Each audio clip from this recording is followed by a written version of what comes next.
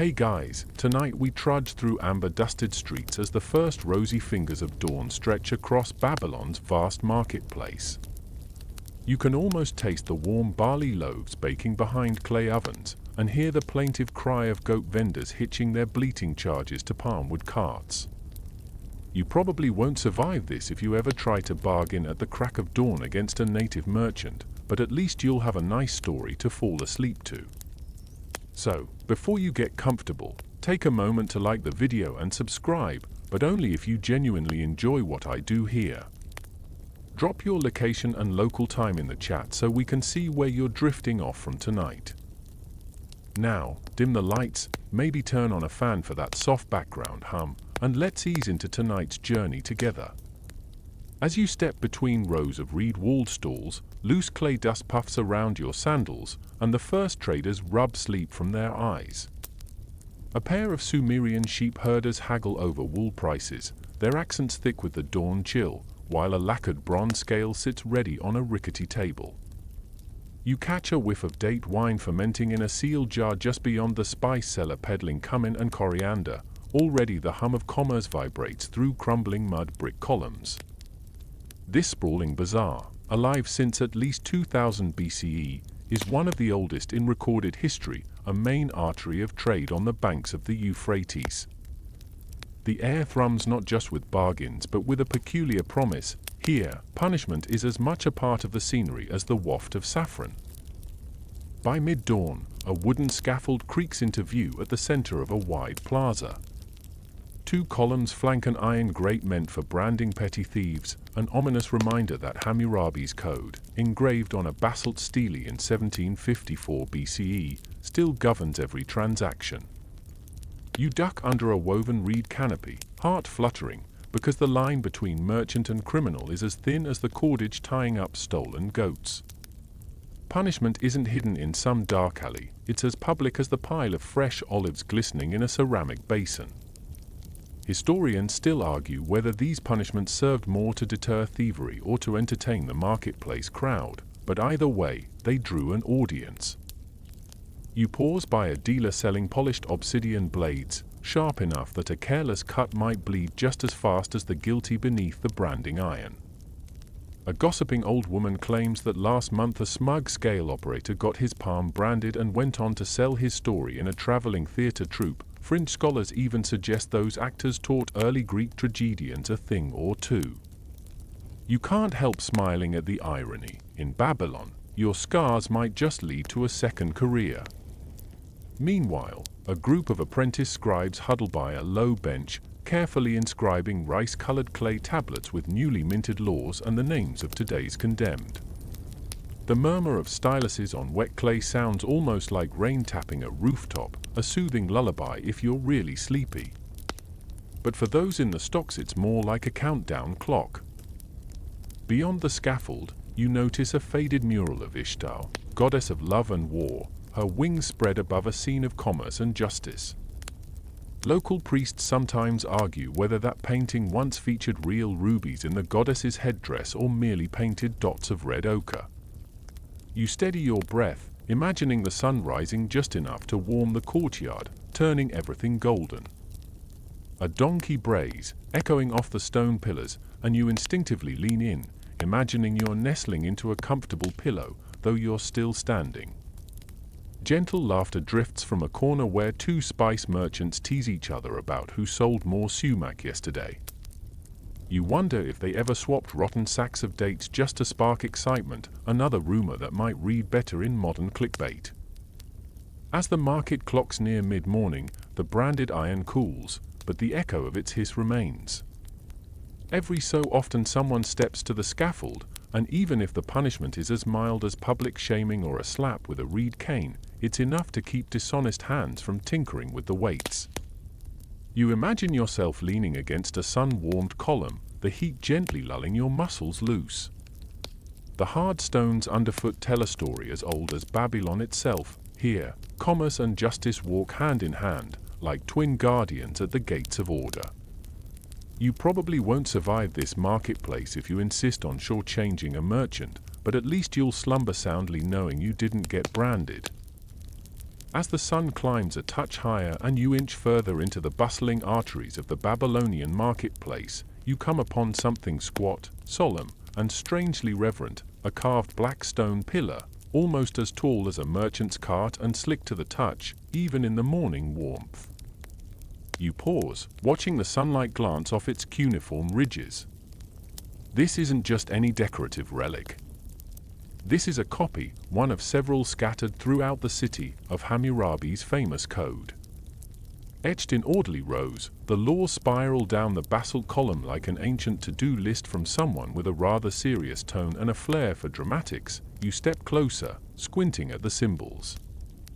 There's one about eye for an eye justice that feels a bit intense for a sleepy morning. Another about irrigation rights that makes more sense when you hear a boy yelling over water access near the melon stalls. But most intriguing are the ones governing trade, theft, fraud, and punishment, exactly the kinds of offenses you'd expect to flourish in a market this chaotic. The laws are precise. They're theatrical. They're also weirdly specific. For instance, if a builder constructs a house and it collapses, causing the death of the owner's son, the builder's son shall also be put to death. Bit harsh, especially if the kid wasn't even helping with the scaffolding. One trader nearby leans over and murmurs, half to himself, half to the hanging garlic bunch he's sorting, "The law doesn't bend in Babylon, just the necks of the guilty."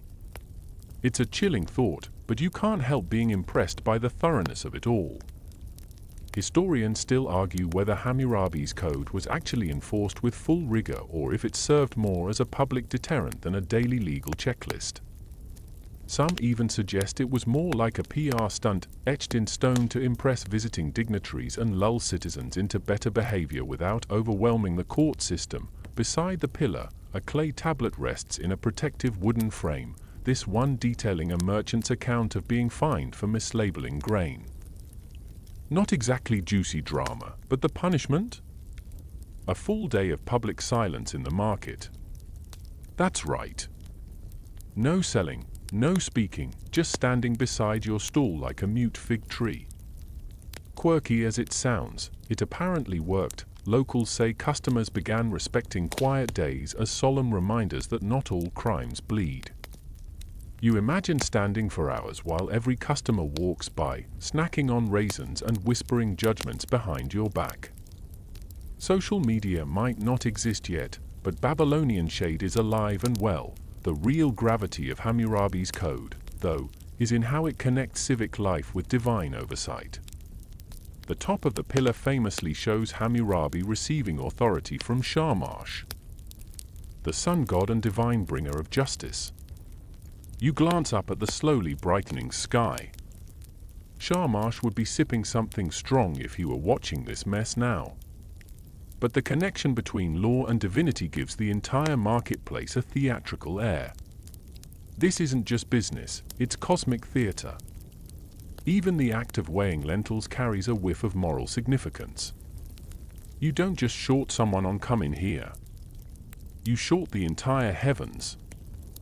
You walk past a stall where a pair of twins, barely teens, debate whether someone caught watering down sesame oil would face a fine or a foot whipping. Their father chimes in with mock horror, "If it were my oil, they'd be scrubbing the temple latrines." You smile. Families here pass down these laws like bedtime stories. Harsh, strangely specific bedtime stories, but still, there's a lingering debate among scholars about how much discretion market judges actually had when interpreting the code. Some argue that punishments were rigid and followed to the letter. Others think there was more flexibility than the stone suggests. After all, you can't exactly have a bustling trade hub if every minor offense leads to a missing hand or a week in the stocks. The truth likely lies somewhere in between.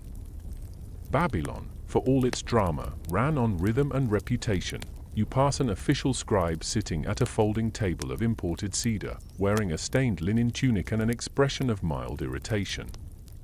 His reed stylus darts across a wet tablet, recording fines, accusations, and judgments issued that very morning. You sneak a peek, One note mentions a goat vendor accused of tampering with lead weights. Another reference is a fish seller fined for swearing loudly at a temple priest. Nothing too scandalous today, no limb removals yet. But you never know. The morning is still young. As you move along, you hear a crier reciting laws aloud in rhythmic cadence. His voice cutting through the din like a lullaby layered with menace. His tone is almost soothing, like someone reading a bedtime story about hand removals. You feel oddly comforted, imagining Hammurabi himself nodding approvingly from some celestial bench, tapping his tablet for emphasis. Then, like clockwork, a group of young men carries out a makeshift stage platform near the main thoroughfare. You slow your steps. This stage isn't for drama or song, it's where certain infractions get turned into performance. One woman, caught selling expired honey cakes last week, is made to stand in silence while holding a wooden sign that reads "Bitter Dealer." She sighs as a group of passing vendors offers her exaggeratedly sweet figures. You can't help but chuckle softly. Babylonian punishments may be harsh, but their sense of irony is oddly sophisticated. With the morning sun now painting the stone streets in amber hues, the Hammurabi pillar casts a long, serious shadow, reaching out like a reminder. The laws may seem absurdly strict, or even darkly comical, but they form the spine of everything happening around you: the trading, the bargaining, the laughter, and the looming threat of that branding iron heating up in the square. You feel a breeze stir the hem of your tunic, or your blanket, depending on how much you've nodded off, and you exhale. Even in this ancient chaos, the rules are firm, the rhythms are set, and dawn unfolds exactly as it did centuries ago, loud, dusty, and perfectly predictable. You follow the scent of baking barley flatbreads past a vendor with smudged cheeks and a woven mat of onions, until the crowd thins slightly, giving you a better view of the makeshift stage in the plaza's center.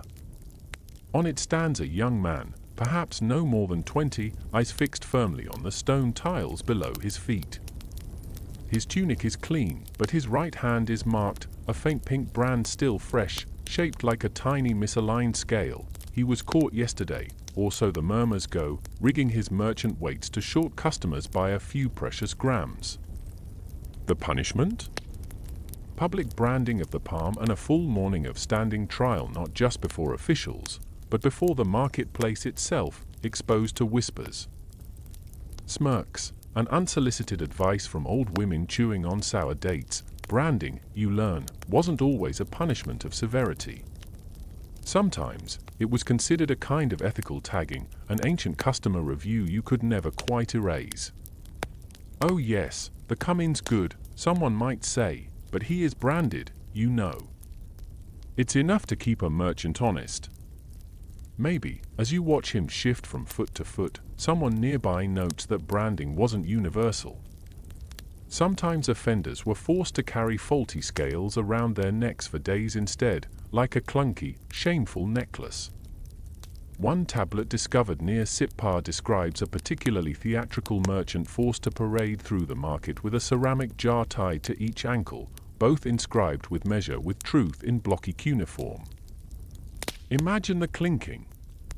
The scholars still bicker about whether these punishments were actually enforced by law or cobbled together by local officials improvising based on how cranky the judges were that morning. You wander a bit further, passing a booth selling dyed wool, where the owner claims he once saw a cheating meat vendor made to serve his customers for free an entire afternoon. He sweated so much, she laughs, he could have seasoned a lamb just by breathing. Of course, no official record confirms this tale, but that doesn't make it any less entertaining to the locals. Babylonian markets ran as much on myth as on barley. At another stall, two elders sit by a pile of pomegranates, reminiscing about the days when punishments were more poetic. One recalls a law that punished theft by weight. A stolen loaf might earn a 10-punch sentence if heavy, but just a public apology if light. Historians still argue if this weight-based justice actually occurred or if it's just another whispered fable of the stalls. Either way, you find it oddly satisfying, imagining a courtroom scene where two scribes weigh a stolen bun like it's a sacred relic. Not all punishments were physical. A favorite among local magistrates was the public confession bench. Offenders, usually low-level cheats, would sit for hours on a stool beneath a canopy, wearing a sash that read "I cheated at the scales" or "I sold old dates as fresh." They had to sit without moving or speaking, while customers passed by and occasionally tossed questions or unsolicited judgment their way. Some versions of this punishment even required the offender to give a discount to anyone who insulted them creatively enough. You imagine a weary man with a tired grin offering 2-for-1 onions to a particularly savage grandmother. You pass the bakery, the smell of roasted barley cakes wrapped in fig leaves, and the baker himself tells you that branding could sometimes be replaced with service to the temple. Offenders might be sentenced to bake loaves for priests, sweep incense ash, or scrub mosaic floors. That, he says, brushing flour from his beard, was the real punishment. No tips. And yet, in all these punishments, there's an element of theatre. Justice isn't hidden behind closed doors. It's woven into the rhythm of the day, alongside your grain count and fig prices. One scholar even suggests the proximity of punishment to commerce served a dual purpose, not just deterrence, but entertainment. Babylonian mornings weren't just for shopping, they were for judgment and gossip and possibly, just possibly, learning a moral or two from someone else's mistakes. As the branded merchant finally steps down, the crowd gives a smattering of polite claps, not out of cruelty, but out of routine. Justice performed, balance restored. You realize this performance, this gentle public discipline, has all the makings of ritual. Not quite brutal, not quite lenient, but just enough to remind everyone of the stakes, and maybe that's why it all feels so oddly comforting. The rhythm, the repetition, the strange predictability of Babylonian justice. You know where you stand, even if it's on the wrong side of a crooked balance beam. You ease past a group of children pretending to catch one another in scale fraud, giggling as they chase each other with imaginary branding irons. Their mother scolds them playfully, reminding them only real judges can assign a brand. You smile again, stretching slightly, eyelids growing heavier with each footstep. The sun peeks fully over the low rooftops now, casting warm yellow light over clay and stone. The branded merchant, now offstage and cradling his hand in a wet cloth, accepts a warm roll from a sympathizing baker. Even punishment, it seems, ends with breakfast, and as the market begins to swell with more voices, more smells, more laughter, you lean against a smooth pillar, letting the warmth settle over your shoulders. For a world ruled by iron laws and stone tablets, it all feels remarkably human. Predictable. Safe. And if you're still awake, don't worry, there's plenty more punishment ahead. The plaza's dust rises in lazy puffs as carts clatter past, wooden wheels creaking, donkey hooves clicking against the sun-warmed stone. You trail behind a trio of scribes headed toward the western end of the market, their linen robes swaying like sleepy waves. They're gossiping in low tones about yesterday's trial, a cloth merchant who allegedly dyed his fabric with counterfeit indigo. The scandal, of course, wasn't the fraud itself, but that he claimed it came from the banks of the sacred Tigris. A double offense, deceit and bad manners. As you follow them, you pass a shaded niche between two buildings, where a heavy stone bench is built directly into the wall. You pause. This is no place for resting feet. This is the seat of market silence. A punishment so oddly poetic you can't help but admire it. Reserved for traders caught using false advertising, like selling fish as blessed when it's clearly day-old river slop, the seat was more meditative than cruel, the sentence. Sit in complete silence for one full market day while wearing a sign that read "I spoke falsely to profit." No yelling. No haggling. No witty banter about the price of apricots.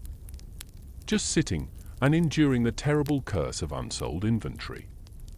Historians still argue whether these sentences were reserved only for the literate. After all, a written sign meant little if no one could read it. Some propose an alternate theory, that misbehaving illiterates were paired with child criers who would sing the offense at regular intervals. Honestly, that might have been worse. A child with sticky hands and date-smeared cheeks darts past you, mimicking the silent pose. His mother hisses after him, "Keep that up and you'll sell nothing but sand for a week." Even threats here have economic stakes. The punishment's elegance lay in its irony. To punish false speech with silence? That's Babylonian justice at its most theatrical. One tablet even records a case where a woman, caught selling miracle figs to the elderly, was sentenced not to silence, but to speak in rhyme for an entire morning. Poetic justice, the scribes reportedly joked, proud of their pun long before the invention of stand-up comedy. You drift into a spice lane now, air thick with coriander and dried mint. Here, the rules are even stricter. Spice vendors were seen as medicinal figures in many ways. After all, nutmeg and cloves were used to mask illness and cure indigestion. A deceitful spice seller, then, wasn't just cheating wallets but stomachs and sacred bodies. The punishment? Public tastings. If someone was accused of watering down cinnamon oil or passing off turmeric dust as saffron, they'd be made to sit beside their stall with a judge, a priest, and 3 random market-goers chosen to sample every item in question. The scene would unfold like a cooking show with stakes. Is this coming? Or colored gravel? If found guilty, the seller would be forced to eat their own product in front of everyone. Fortunately, most guilty vendors cracked under pressure before the chewing began. You picture a nervous man confessing mid-chew. It's not even real anise. It's crushed fennel dyed with soot. One scribe, lounging nearby and nibbling on a fig, muses aloud that punishments in Babylon were often more about restoring balance than enacting revenge. A shame publicly admitted was sometimes enough. You sense he's quoting something ancient and philosophical, but his fig-dripping beard ruins the effect. You edge near a mural painted crudely onto a plaster wall. It depicts a crocodile gnawing on a scroll, clearly symbolic. A local youth explains the meaning. Those who tampered with legal documents or court petitions were said to be feeding the crocodile, a metaphor for their punishment. And what was the punishment? A day in the courthouse pool. Not lounging, oh no. They'd be forced to stand waist-deep in murky temple water all day. Holding a clay replica of the ruined document, the scholars love this one. Some say it was real, others say it was symbolic punishment passed into market law. Either way, the idea of a soggy scribe with pruny fingers and a clay scroll is oddly satisfying. Babylon had a flair for matching the crime with an image you'd never forget. And possibly never live down. You settle on a low bench near a hawker selling lemon-soaked dates, watching a pair of men argue over the correct punishment for stealing another's stall space. Apparently, one suggests exile to the outer market, while the other prefers a more poetic version, swapping places with a pig farmer for a week. You try to picture a perfumed silk seller up to his ankles in squealing chaos. And the image lulls you into a deeper calm.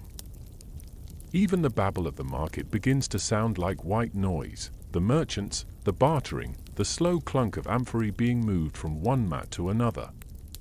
You notice that the punishments you've witnessed so far all share something in common. They're social, theatrical, a little absurd. But never designed for total ruin. In a world where everyone's survival hinges on trade, punishments had to correct without erasing. No one wants a merchant's family starving because he cheated on a barley sack. Better to shame him, perhaps gently cook his pride, and send him back into circulation. The breeze picks up slightly, fluttering through the awnings and making the spice powders swirl lazily in the filtered light. A vendor nearby sings softly to himself, stirring a pot of something sweet and mysterious. It smells like roasted sesame and sleep, and just before your eyes close, you hear one last muttered exchange between two elderly women shuffling past. Back in my day, if you lied about melon freshness, you had to eat a spoiled one. Her friend snorts. Now that's justice.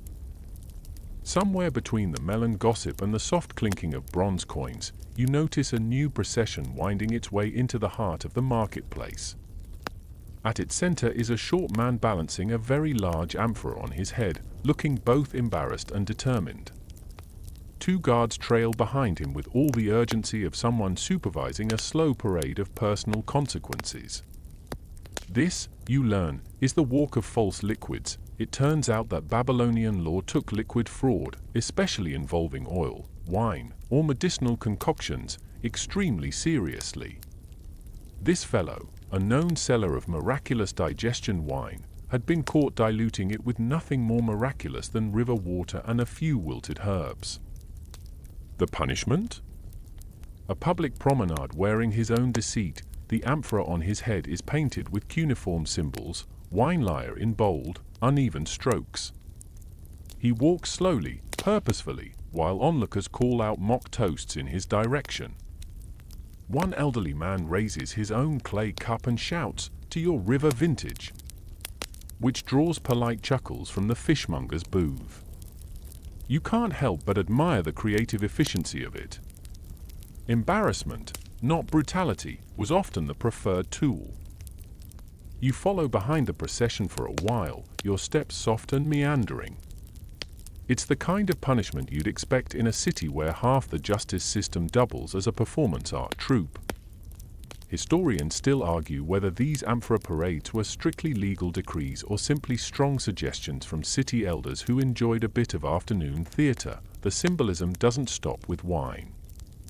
In another part of the city, so the story goes, a water vendor caught hoarding clean water during a drought was sentenced to pour jugs of it onto the ground at midday, in full view.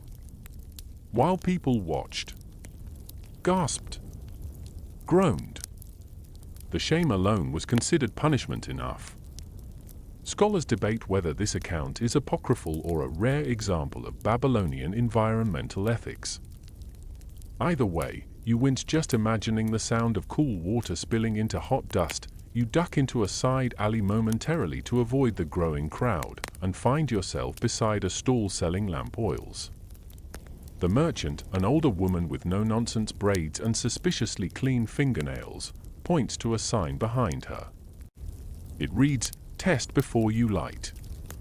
She explains that any seller of impure lamp oil was once required to light their own product publicly.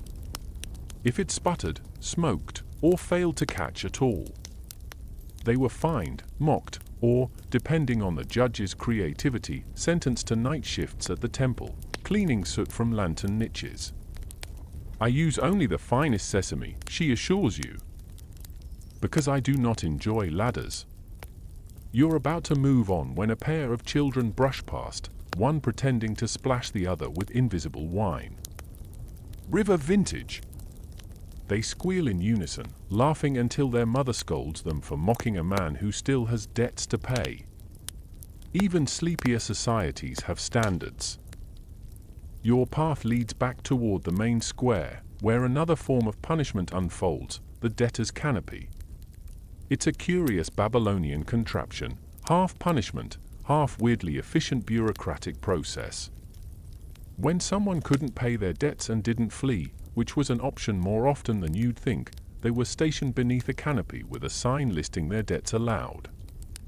Literally, young scribes would stand beside them and read off the numbers in a slow, even tone every hour. The goal wasn't cruelty.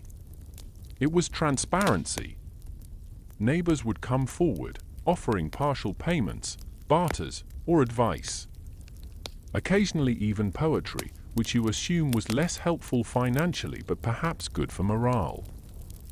Historians puzzle over whether this practice was codified law or more of a market tradition rooted in Mesopotamian honor culture. One record from a town near Nippa suggests a man's debts were erased entirely after he stood under the canopy for 7 days and told bedtime stories to passing children. The judge allegedly called it emotional repayment. Modern scholars are skeptical, but you can't help wishing it were true. It has that familiar Babylonian mix, dignity lost, community gained, and just enough strangeness to make it memorable. You settle by a jug vendor for a moment, watching two scribes compare punishment lists scratched into clay tablets. They argue briefly about the term kishkanu. Was it a type of cane used in beatings, or a ceremonial reed from temple gardens? The answer, apparently, depends on your region, your temple, and your personal bias as a translator. It's a reminder, Babylon's justice wasn't one size fits all. It flexed and flowed like the Euphrates itself. A donkey snorts beside you, pulling a wagon labeled legal copies. Apparently, some scribes made a business of documenting punishments for posterity, or gossip. You peer at a tablet peeking out of a satchel. It begins on the 12th day of the barley moon. Salamu son of Idu did falsely declare his dates were honey-drenched. It goes on for 300 words, including a detailed description of his public apology while wearing sticky robes, and as absurd as it sounds, you realize there's something calming about it all. These are not punishments for monstrous acts or bloody revenge, they are the punishments of a society deeply concerned with fairness, with balance, and above all, with keeping the peace through gentle correction. The wind picks up again, tugging at your sleeves, and you find yourself walking slower, almost matching the pace of the amphora-bearer, still trudging through the outer market with as much grace as one can muster while labeled a wine liar. You tip an imaginary cup in solidarity, and somewhere in that soft moment, amid oil lamps and laughter, you feel sleep leaning on your shoulder like a familiar old friend.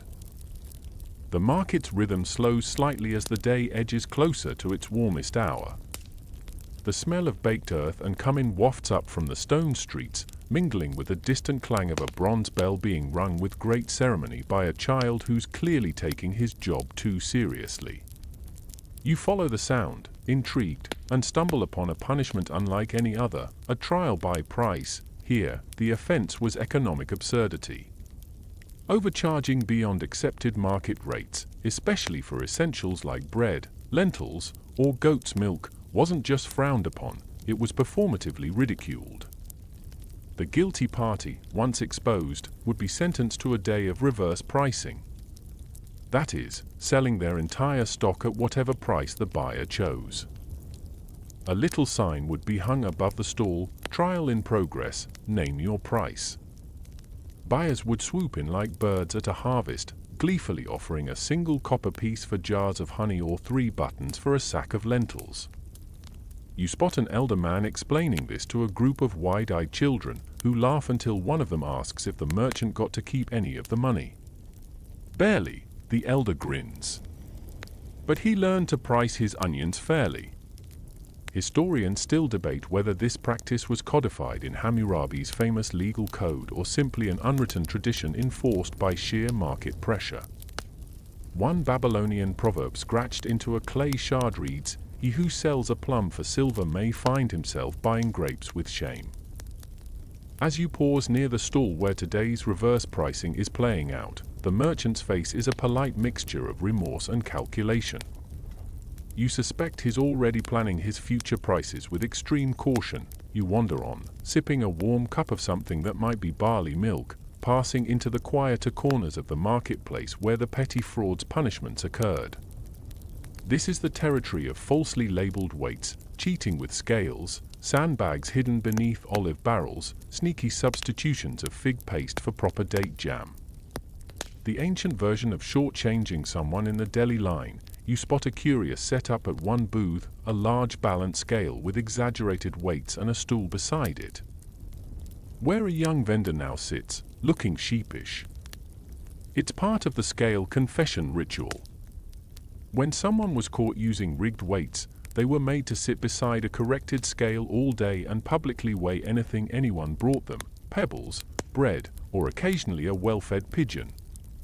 Each item was then weighed again by an official. If the results didn't match, a bell was rung, and the scribe nearby would record the inconsistency. No punishment followed, just public awareness. You're told the bell wasn't to shame, but to remind. In Babylon, some believed a bell could ward off deceitful spirits, especially those lingering near measurements. It sounds charming until you imagine being the one constantly triggering the bell with your lumpy tomatoes. Historians argue about how much faith the Babylonians really had in fairness through such small spectacles. Some say these rituals were effective social correctives. Others suspect they were more symbolic than practical, small dramas to soothe the community's sense of justice. Either way, you feel their rhythm, their heartbeat, in every corner of this dusty, sunlit maze. At the far edge of the spice row, you hear the creak of a slowly spinning wheel. Not of torture, but of narrative. The story wheel, it's called. It only appears during festival weeks or special trials. When a dispute couldn't be solved by evidence alone, say, a neighbor's accusation of goat theft, or a seller swearing his sesame was family blessed, a group of elders would gather around the wheel. Each segment bore a punishment, written in shorthand, apology song, silent vigil, forgive give bread, and the rare but feared shame dance. The disputants would spin the wheel, watched by the crowd, and whatever punishment the wheel selected was binding, so long as both sides agreed to it in advance. You watch a scribe explain this tradition to a sleepy apprentice, who yawns and mumbles something about goat drama. The scribe smirks and says, "There's no justice without storytelling."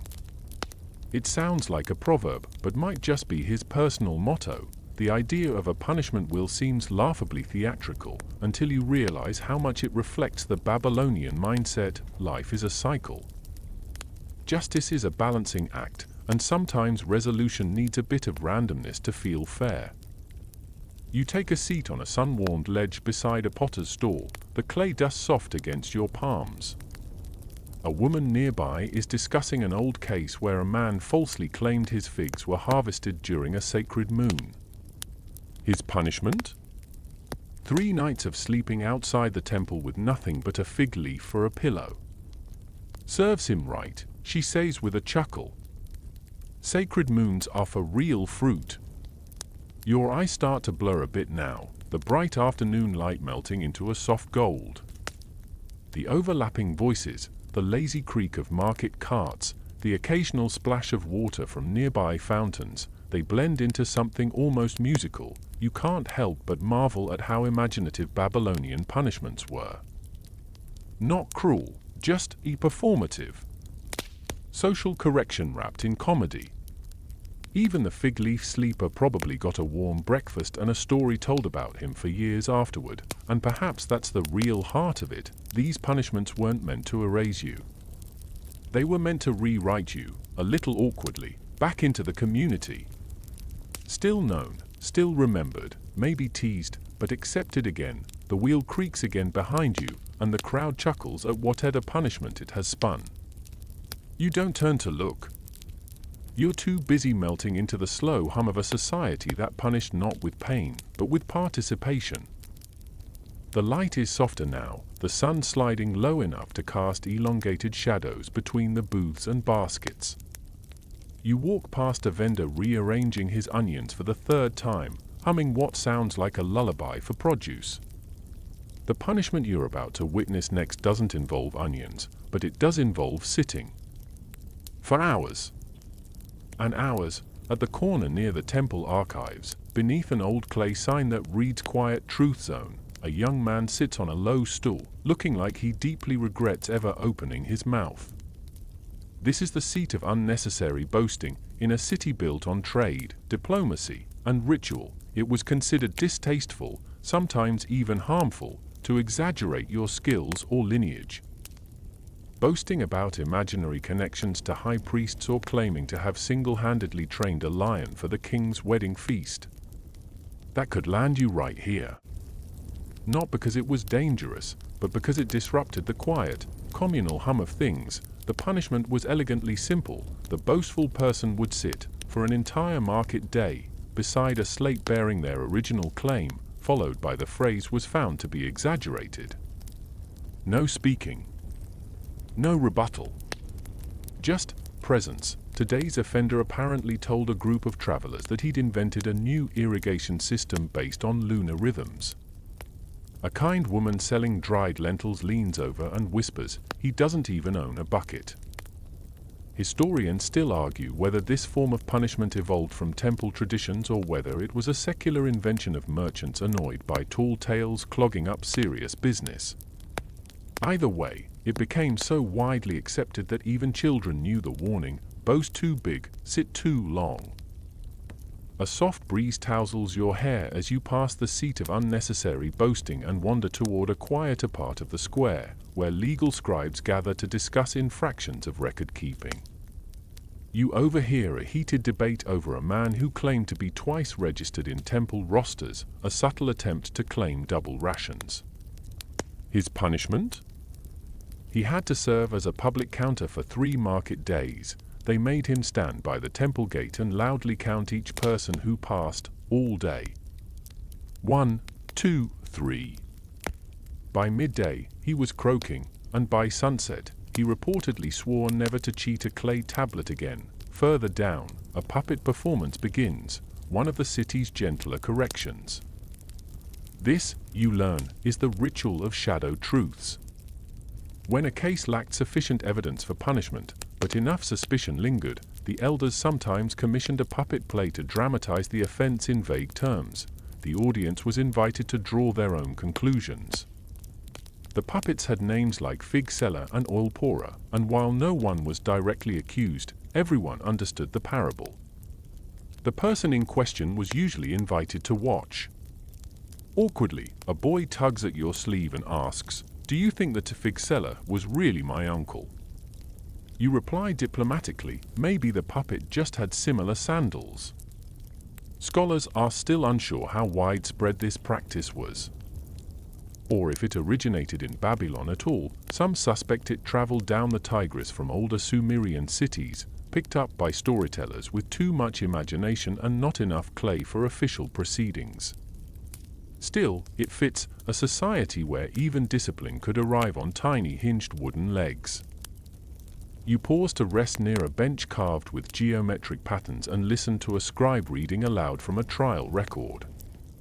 The voice is slow, deliberate, almost lulling. On the 21st day of the barley harvest, Marduk claimed falsely that his neighbor's goat had consumed his sandal. Upon investigation, both sandal and goat were found unharmed. Marduk was sentenced to wear one sandal of wood and one of clay for 3 days, to remember the value of truthful complaints. You hear someone nearby chuckle softly.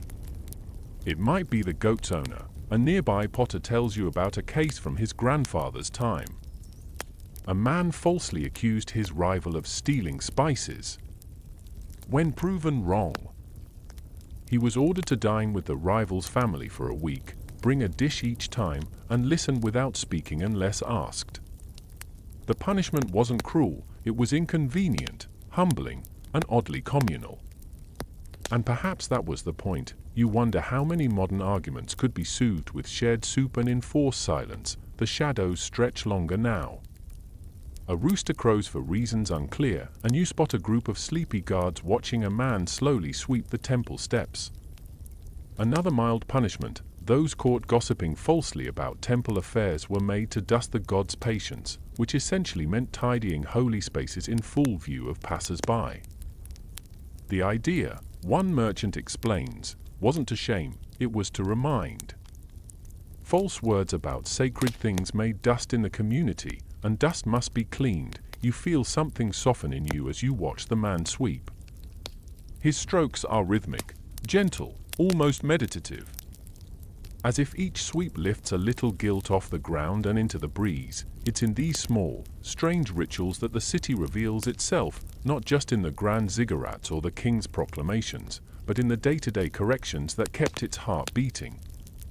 Each punishment you've seen today feels less like condemnation and more like calibration. A gentle tug back toward balance, and as the last notes of the puppet show echo off a nearby wall, you feel your eyelids grow heavier. You imagine sitting on that bench beside the seat of unnecessary boasting, a clay cup of date wine in hand, and whispering, I once stayed awake through an entire Babylonian market day. And no one would believe you. You lean back slightly as you walk, arms loose at your sides, the air now filled with the soft clatter of merchants packing up their goods. Evening is beginning to press its amber hand across the stone walls, and the bustle slows from a steady thrum to a cozy shuffle.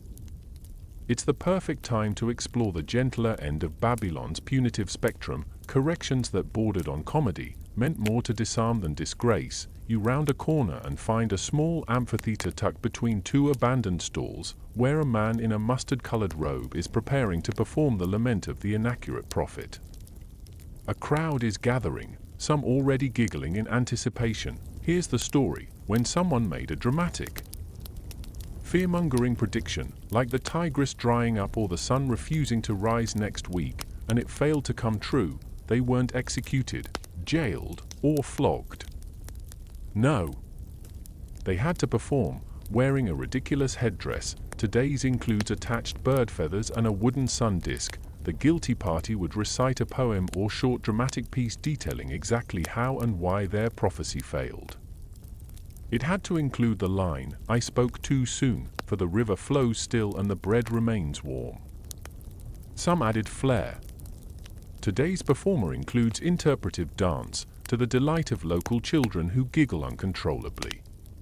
His most dramatic move, throwing himself to the ground and wailing, "The frogs did not come," earns actual applause. Historians still argue whether these performances were ever taken seriously as punishment or if they served more as communal venting sessions.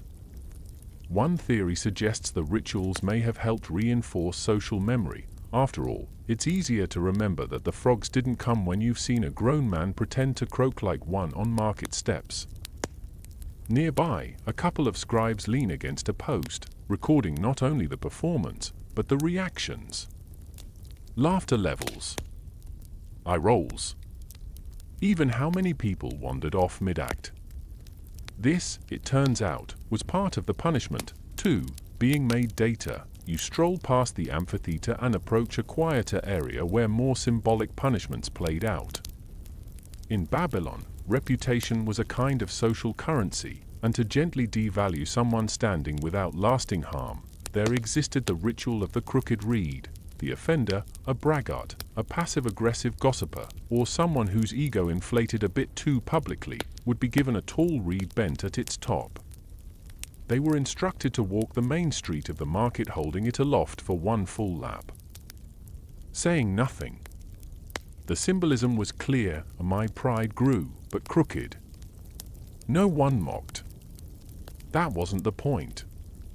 Instead, passers-by were encouraged to nod solemnly, acknowledging the lesson. It was part punishment, part therapy, and surprisingly effective. You watch now as a woman in her 40s carries her crooked reed with dignity, head high but eyes down. A little girl runs up and offers her a date, which she accepts with a grateful smile. Just like that, the circle is restored. Scholars still debate whether this ritual originated in religious practice or street culture. Some temple carvings show similar reeds in the hands of priestesses during certain purification ceremonies. Others believe it was a grassroots invention, started by a clever market official with a flair for symbolism. The light continues to dim, and the clinking of bells signals the approach of temple curfew. You move toward the last open courtyard, where one final scene plays out, a punishment known simply as listening duty. It was reserved for the interrupters. Those who cut off elders, shouted over debates, or dismissed others' speech without hearing the end. Babylonian culture valued conversation deeply, especially in the public square. To constantly interrupt was to break not just manners, but the flow of community, so the punishment was this: the guilty party had to sit for 2 days beside a scribe's bench and do nothing but listen. No speaking. No writing. Just ears open.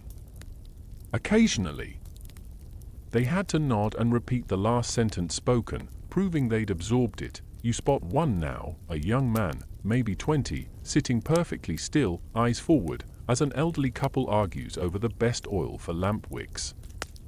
He doesn't flinch when they bicker, doesn't blink when they switch mid-sentence to a tangent about lost spoons. He just listens. A merchant walks past and whispers. That's the third time he's done listening duty. They're calling him that silent archivist.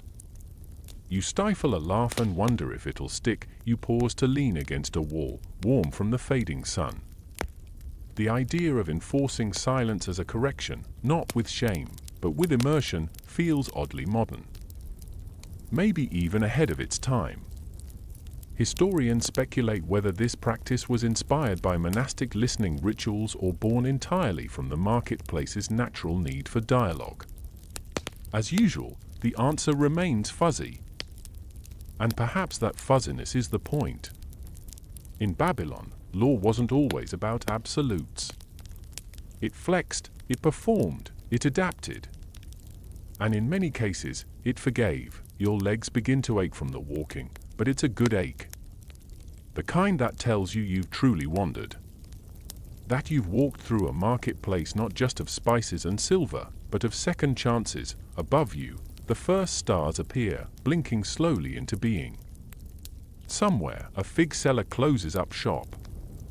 A boy counts the final pigeons overhead. And you, weary traveler, stand in the glow of a city that punished not with cruelty, but with curiosity. The stars are pricking holes in the velvet sky now, the marketplace sinking into a dreamy hush. You shuffle past shuttered booths and roll-up mats, the scent of sesame oil lingering in the air like a memory.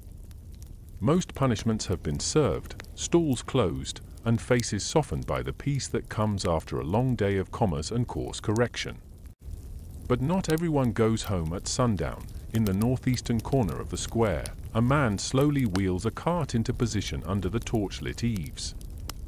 He's setting up for what the Babylonians politely called midnight reconciliation, a nighttime session for disputes unresolved by daytime courts.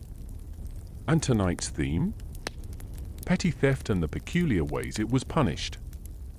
A few figures gather around the cart, which bears a set of objects, a cracked amphora, an empty purse, a bronze fish hook, and, most ominously, a squeaky reed flute.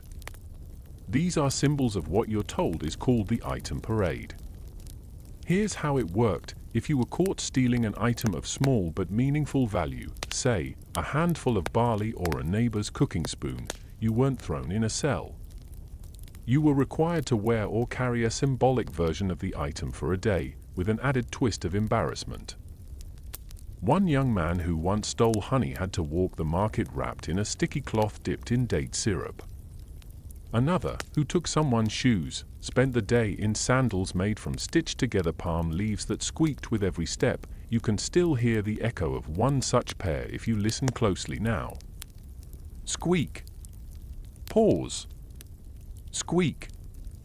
Somewhere in the dark, someone is learning a lesson, with sound effects. Historians still argue whether these punishments were enforced by royal edict or by local merchant coalitions.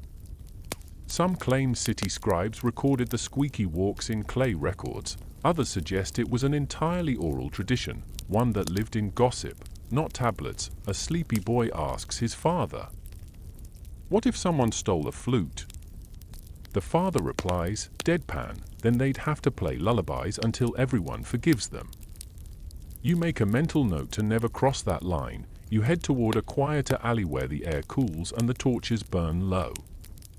This part of the city handled crimes that weren't loud or violent, but subtle. Things like impersonation, false modesty, and overly clever insults. One favorite punishment for such slippery infractions was the mimic's rest. The guilty person had to sit on a tall stool while others mimicked their worst behavior. Not cruelly, but with just enough exaggeration to sting. Tonight, you witness a man being imitated by a group of elders. They gently echo his sarcastic tone and posture from a recent market squabble, adding dramatic size and exaggerated flattery. The crowd laughs, not at him, but around him. A slow, warm laughter. The man eventually cracks a smile, then joins the laughter himself. You can't help but smile too. It's oddly sweet. No one yells. No one's humiliated. It's as if Babylon believed that even a false identity could be gently unmasked with humor and a well-timed parody. One cuneiform scholar you met earlier swore this ritual was reserved for those with social influence, scribes, minor priests, or middle managers who thought too highly of themselves. But clay records are vague. Historians still argue whether the mimic's rest was formal justice or folk tradition. Something slipped into the city's rhythm like a hidden beat in a lullaby. You cross into a quieter space, your footsteps barely audible now on the soft-packed earth. Here, under a shelter of woven reeds, two women sit weaving and murmuring.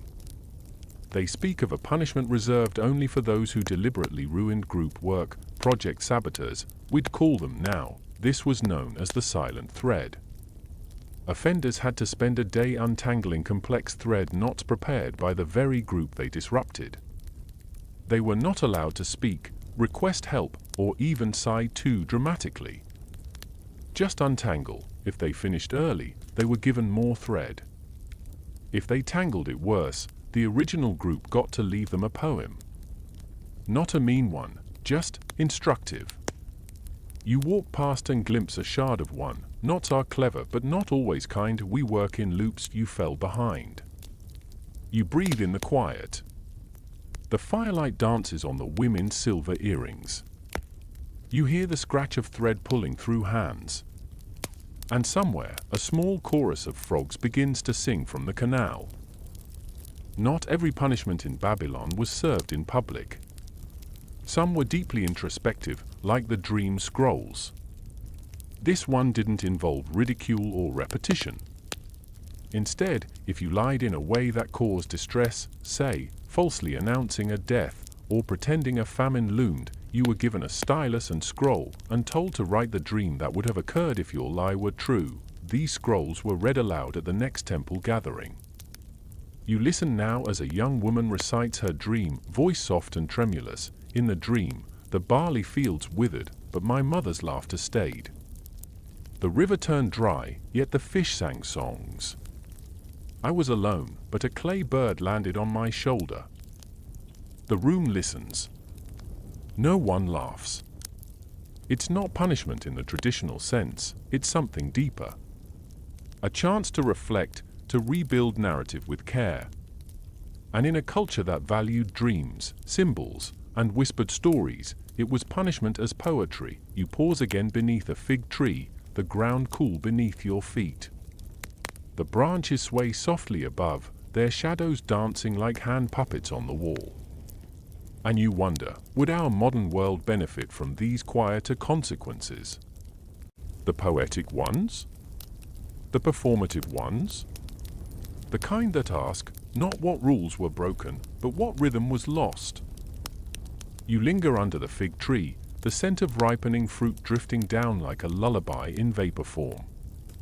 There's no rush now.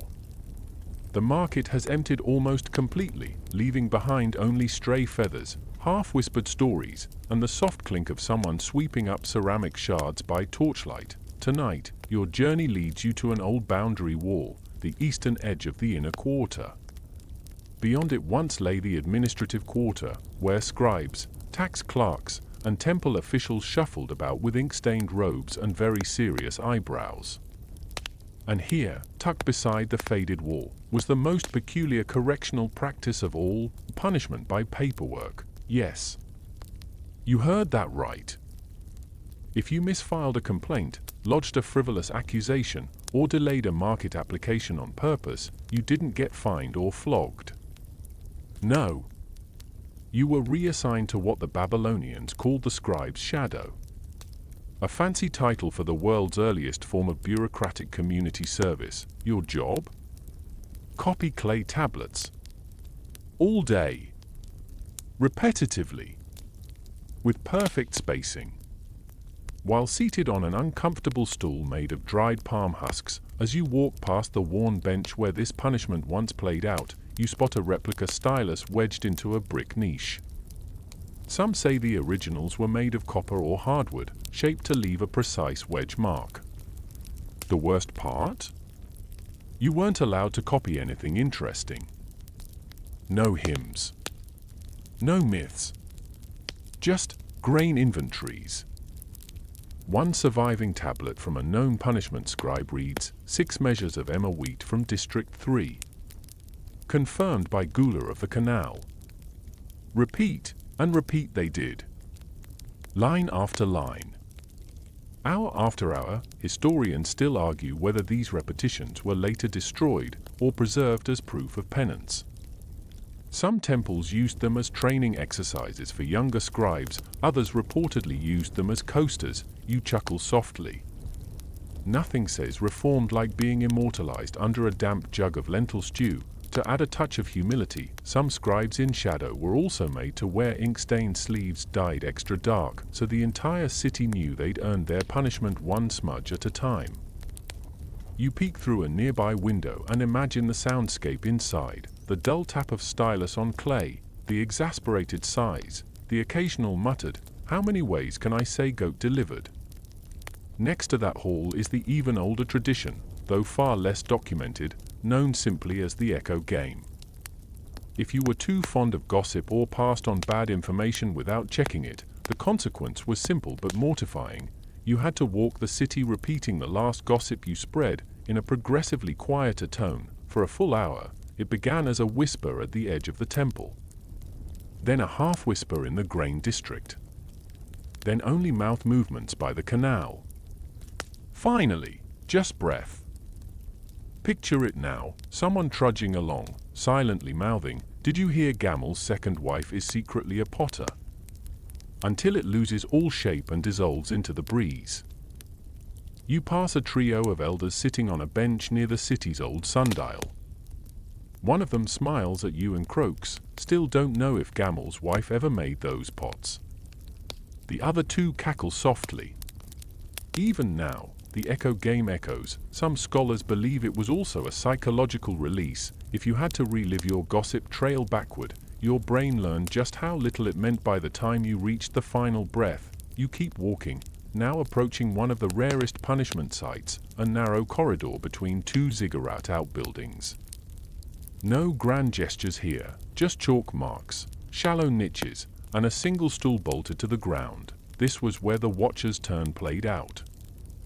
For those who failed to act during moments of public need, refusing to help lift a fallen cart, ignoring someone's call for water during a fire, they were sentenced not to action, but observation. They sat at this stool during daylight hours, facing a busy square, silently watching others do what they didn't. You sit for a moment, testing the view. From this angle, you can see everything: the bread line, the potter's workshop, the boys chasing dogs through the stalls. It's not shame, exactly. It's reflection. A reminder of what was missed. Some believe a temple priest watched from the shadows to ensure you didn't fall asleep. Others argue the stool was symbolic only, sat in for a few moments, then left to your own mind to do the rest. Either way, it left a mark. There's a small inscription still carved above the stool, barely legible now. It reads, "To witness is not to watch. Choose again." You feel the weight of that line settle around your shoulders. Soft. Instructive. Not harsh. Just. Persistent. Babylon's way. You rise from the stool and glance back toward the darkening ziggurat. Someone lights a fire nearby. A soft pop, the snap of oil over flame. Somewhere far off, a reed flute plays, not punishment this time, just music. You think back over all the methods you've seen, the crooked reed, the mimic's rest, the silent thread, the echoing whispers. Each one crafted not to punish with pain, but with poignancy. Not to ruin, but to restore rhythm. Every misstep offered a mirror, and sometimes a monologue. The sky now is inked deep purple, streaked with coal and moonlight. The marketplace may be asleep, but its stories hum beneath the earth, waiting for dawn's next misstep to awaken them, and you, weary traveler, are almost ready to rest too. You slip out from behind the administrative corridor, your shoulders brushed by sandstone walls still warm from the day's sun. The air feels heavier now, cloaked in the deep hum of night insects and the occasional hoot of a desert owl scouting for mice. The energy of the city is no longer loud or bright, but coiled, dreaming, like a scroll waiting to be unfurled again tomorrow. You're heading now toward the northern edge of the marketplace, the district of craftspeople. By day, this is where you'd hear the clang of bronze, the gentle hiss of hot dyeing cloth vats, and the rhythmic beat of looms and hammer stones. By night, it's eerily still. But tonight, you're here for something different. Tonight, you learn about Babylon's punishment for sabotage in skilled trades. Unlike petty theft or public insult, tampering with a trade was seen as tampering with divine order. The gods were believed to bless each craft, Nisaba for writing, Enki for waterworks, Gula for healing, so if you messed with a loom's tensioned strings or dulled a rival's chisel, you weren't just causing trouble. You were offending the divine, and the punishment, Babylon called it the skill trial. You pass an abandoned dye booth, its vats crusted with pigment. This is where such trials unfolded. If you were caught disrupting another's craft, you were assigned a full day to perform that trade under supervision. Publicly. With all the necessary tools, but none of the training. The goal wasn't humiliation. It was humbling. A teenager who once mocked a potter's slow wheelwork was told to throw a water jug in front of a crowd. He produced something that looked more like a melted beehive. The crowd applauded gently, not to mock him, but to acknowledge the effort. Then the potter gave him a proper lesson. You stop and picture the scene. A crooked clay vessel wobbling on the wheel. A group of merchants sipping tea and trying not to laugh too loudly. A scribe noting, trial completed. No further tampering. Historians still argue whether these trials were open to all or reserved for full citizens. Some fragments suggest the trials were even staged theatrically at festivals. With dramatized errors and playful corrections, half justice, half entertainment, you notice a cracked sculpture perched on a plinth. It's lopsided, unpainted, and slightly ridiculous. A faded clay plaque reads, "Left by Dumuzi, who thought sculpting was easy." You whisper a thank you to Dumuzi. His overconfidence has earned him eternal shelf space. From here, you wander toward a narrower path, where the breeze carries the soft scent of cedarwood and cold ashes. Ahead, a long bench under a date palm once served as a classroom for apprentice tradespeople.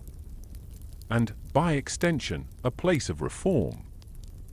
In Babylon, if you tampered with someone's reputation in their profession, say, by spreading a false rumor about a healer's herbal mix or accusing a baker of adding sand to the bread, you were not only punished. You were educated. They called it guild night.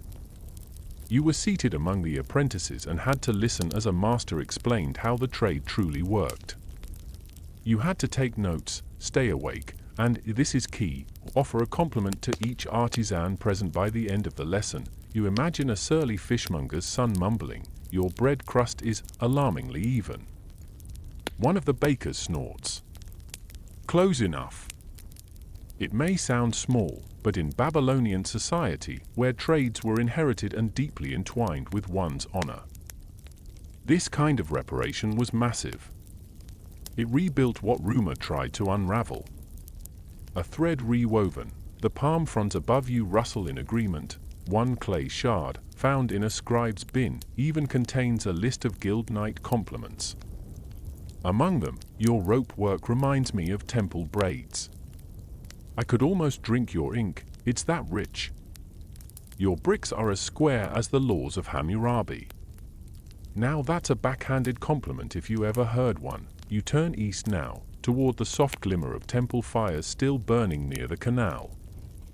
Here's where the lines blurred between civil punishment and spiritual cleansing, those who disrupted harmony by stirring unrest in line queues. Hoarding bread during shortages, or hooting like a jackal during religious processions, were not fined or jailed. They were asked to participate in what was known as the balancing walk.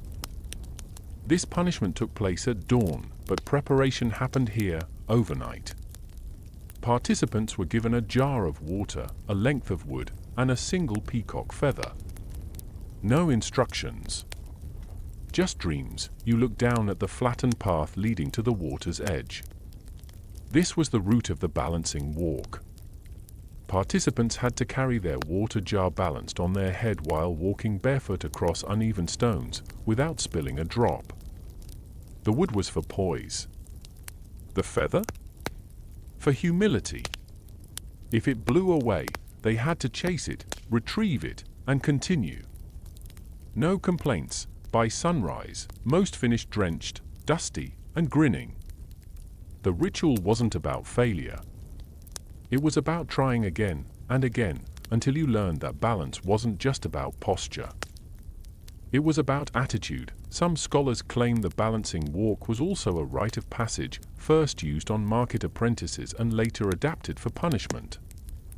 Others argue it emerged from temple rituals of purification, repurposed by street courts with a little flair.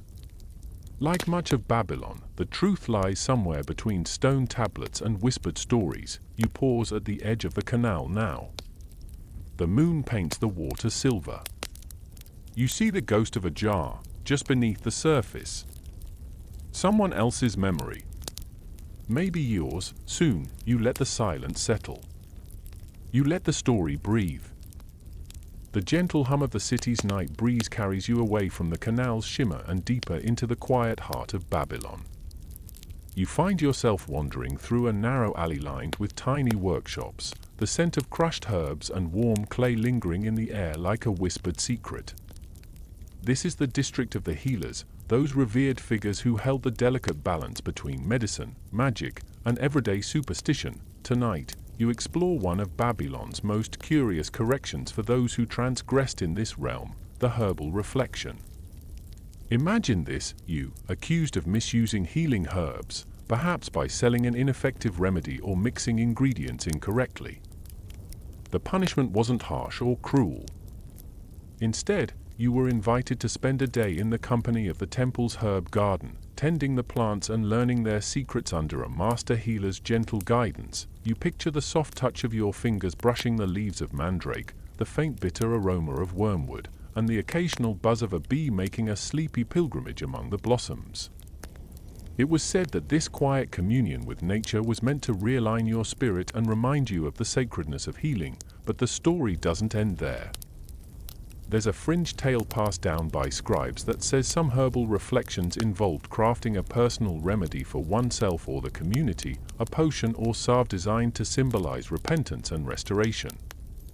No one knows if these were truly administered or simply symbolic acts performed in silence beneath the fig trees. Historians still debate whether the herbal reflection was primarily a spiritual penance or an educational practice disguised as punishment. Either way, it stands apart from more public methods, offering solitude and a slow, deliberate return to balance. As you linger by the garden's edge, you notice a stone basin filled with water, its surface still and reflecting the starry sky above. Nearby, a worn tablet lists plants with their uses, a catalogue of healing wisdom written in delicate cuneiform script. One entry catches your eye, the plant of quiet dreams, to soothe the restless mind. You imagine the soft rustle of leaves in the dark, a lullaby for the weary. The healer's garden seems like a sanctuary, a place where punishment folds into care, where mistakes are met with gentle correction instead of harsh decree. Your thoughts drift to the night's earlier tales of echoing whispers, awkward crafts, and balancing jars, and you realize how this garden encapsulates Babylon's approach, corrections that invite reflection, learning, and a slow, tender path back to harmony. The moonlight wanes, and the scent of the herbs deepens. You inhale, letting the calm seep into your bones. Somewhere beyond the walls, the city breathes softly, alive with stories and shadows, and you, slowly and softly, begin to feel ready to drift. You rise from the herb garden, leaving behind the soft green shadows and stepping into a wider square where the stars above blink faintly, like ancient eyes watching the world with quiet patience. This part of Babylon was known for its social gatherings, where traders, storytellers, and families met to share news, songs, and, occasionally, minor disputes. Tonight, your footsteps carry you toward one of the city's more subtle forms of correction, a gentle but persistent social sanction known as the quiet table. Imagine you've been caught causing a mild disturbance, perhaps speaking out of turn during a market meeting or interrupting a sacred storytelling session. You wouldn't be fined, flogged, or sent to copy clay tablets. Instead, you'd be invited to sit at the quiet table, a special bench set slightly apart from the main circle. The rule was simple: you could be present, but not speak. No words, no gestures, just silent listening. The catch: this silence was both a punishment and a lesson in humility and respect. You learn to observe without interrupting, to listen rather than lead, and to appreciate the power of quiet presence. You pause by the worn stone bench where this took place, imagining the mix of frustration and calm that must have come with enforced silence. A gentle breeze stirs the dust at your feet, and somewhere nearby, a reed flute plays a soft, lingering note. Historians still debate whether the quiet table was a formal institution or an informal social practice.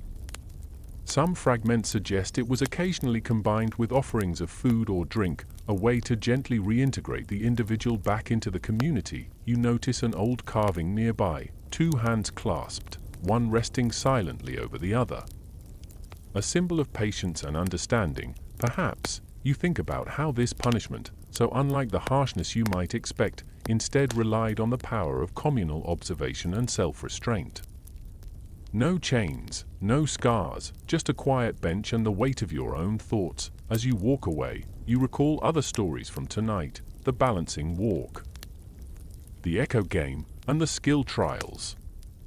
Babylon's punishments were not designed to break you but to shape you, often with a surprising touch of kindness. The night deepens, the city softens, and you feel yourself following that gentle rhythm. One last glance at the quiet table, and you step toward the flickering lights of the city's sleeping heart.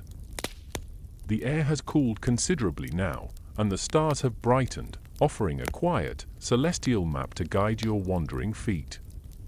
You find yourself moving toward the western edge of the marketplace, where old, narrow streets curl between low mud brick houses and silent shops.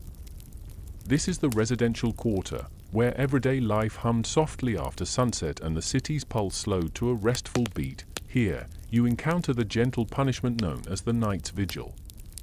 Unlike earlier corrections aimed at public offenders, this was reserved for those whose actions disturbed the peace of their neighbors. Perhaps a loud argument, a misplaced item, or a minor breach of household order. Instead of a fine or public shaming, you were asked to undertake a watchful silence during the city's quietest hours. Picture yourself sitting on a simple mat beneath an open window, the faint glow of a lantern casting long shadows against the courtyard walls. You would observe the city's nocturnal rhythms, listening to the rustling of palm leaves, the distant splash of water from the canal, the occasional hoot of an owl or the soft clatter of pottery settling. This was not punishment as pain, but as mindfulness. A time to attune to the subtle sounds and rhythms around you, fostering calm and consideration. Historians still debate how widespread the night's vigil was. Some argue it was a rare spiritual exercise borrowed from temple practices, while others believe it was a common, informal custom in family communities. The vigil was also an opportunity for personal reflection. Participants often wrote their thoughts on clay tablets by lamplight, using the silence to meditate on their actions and relationships. As you settle on an imagined mat, the cool night air brushes your skin, and the familiar sounds of the sleeping city weave into a soothing symphony. You imagine the slow turning of the stars overhead, the city breathing in and out like a great, ancient creature lulled by the hum of a distant flute. Nearby, a slender fig tree bends gently in the breeze, its leaves whispering lullabies to anyone willing to listen. You let the stillness wash over you, feeling the day's tensions dissolve like mist. The night's vigil is less about punishment and more about harmony, a quiet pause, a soft reset. As you rise and prepare to leave this quiet street, you sense that Babylon's gentle corrections were woven deeply into the fabric of daily life, a testament to a society that valued balance over brutality, understanding over anger, you step back into the soft embrace of the sleeping city, ready for the final moments of your journey. You drift through the marketplace's sleeping bones as dawn tiptoes back across the stones, painting the arches in pale rose and gold. The stalls lie empty now, their reed awnings furled and their wares packed away in clay jars and wicker baskets. A few early risers, mostly bakers and millers, begin to stir, rubbing sleep from tired eyes.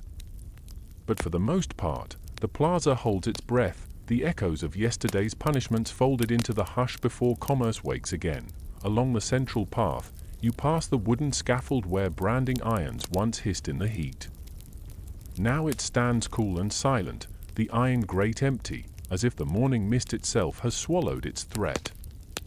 Nearby, the stone pillar of Hammurabi's code, once a beacon of public justice, catches the first soft light, the shadows retreating from its cuneiform laws.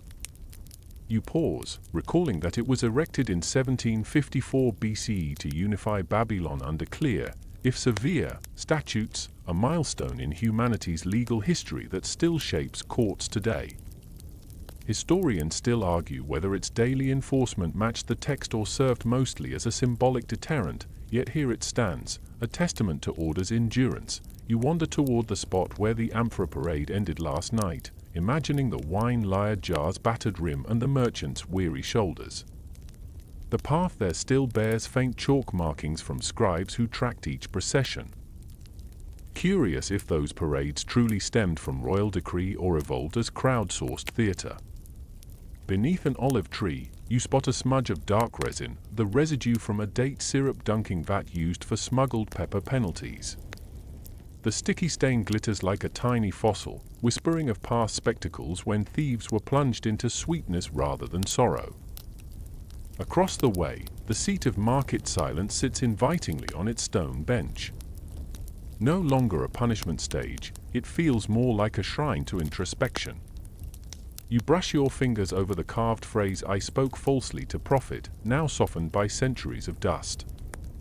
A curious fringe story suggests that, on rare nights under a full moon, one can still hear the muted murmurs of yesterday's silence merchant, his regret swirling like faint breath through the columns. You remember the stocks where cheating way masters once crouched, wrists shackled, earning disapproving glances and whispered jokes from passing saffron vendors.